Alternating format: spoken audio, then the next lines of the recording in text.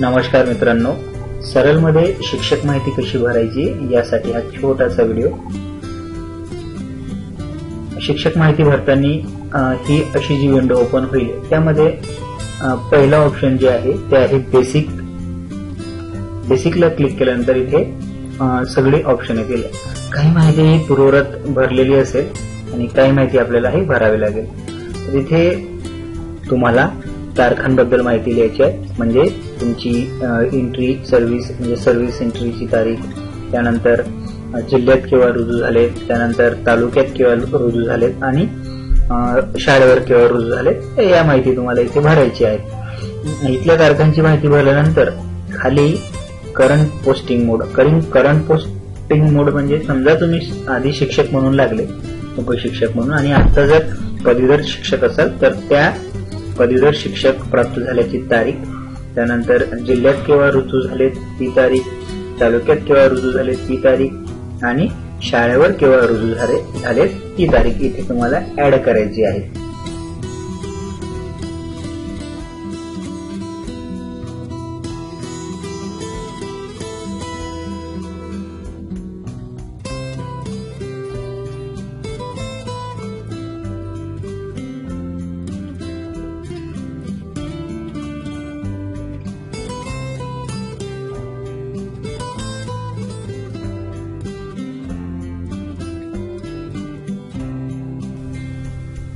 त्यानंतर तुम्हाला इथे एक आपली ऑर्डर अपलोड करायची आहे। ब्राउझर क्लिक केल्यास आपणास कुठलीही फाईल जी तुम्हाला अपलोड करायची आहे ती सिलेक्ट करता येईल।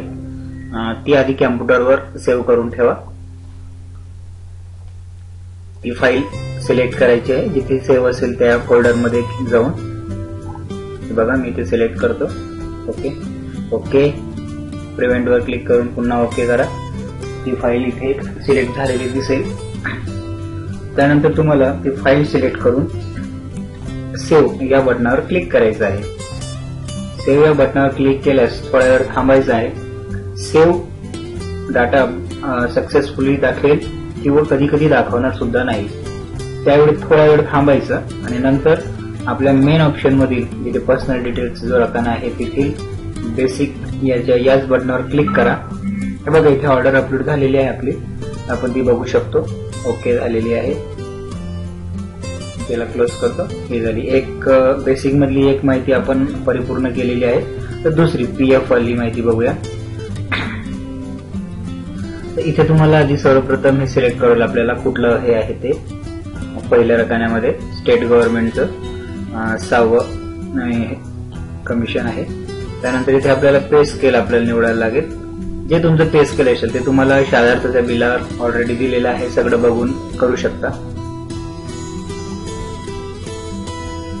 ठीक आहे, त्यानंतर तुमचं पे बँड जे असेल ते तुम्हाला इथे ग्रेड वगैरे ते आपोआप, इथली रक्कम जर तुम्ही पे स्केलची भरली याची बेसिक पेची वगैरे तर ते काही खालची रक्कम ही आपोआप येऊन जाईल। ओके बघूया, सध्या नाही आली ते, तर आपल्याला वरची रक्कम टाकलेली नाही आपण।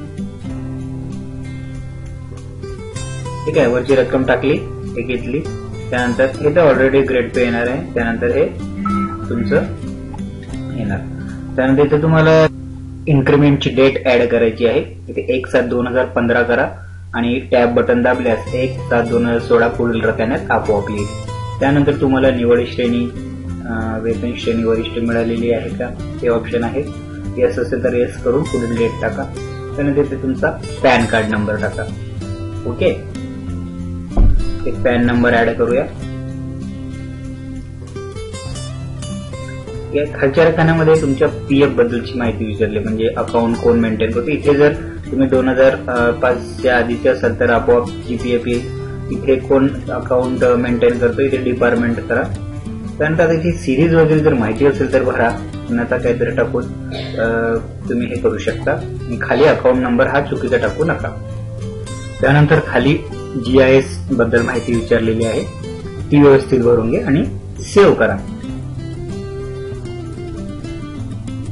सेव्ह केल्यानंतर आपली माहिती भरलेली आहे किंवा नाही ते बघू शकता। ते बघा, इथे माहिती भरलेली आहे। अशा प्रकारे आपण शिक्षक माहितीचे 2 ऑप्शन भरलेले आहेत। पुढील माहिती लवकरच अपलोड करण्यात येईल। धन्यवाद।